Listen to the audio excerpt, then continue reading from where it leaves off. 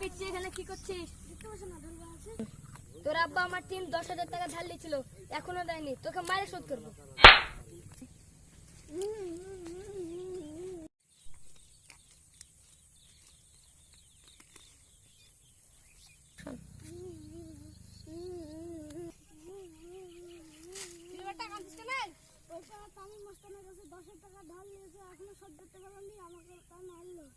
দুদিন টাকা দিয়ে দেরি হতে পারে, তবে আমার টাকা মারবে। চল সাতাই মাস না গেছে।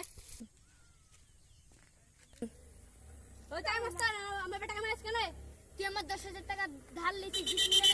আমি অসুখ মানুষ, 5 টাকা কাজে দেরি হতে পারে, তাহলে টাকা মারবি তুই? হ্যাঁ মারবো।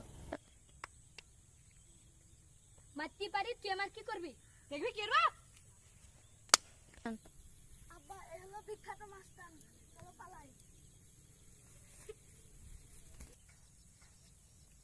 মেশিনটা বাই করি তো।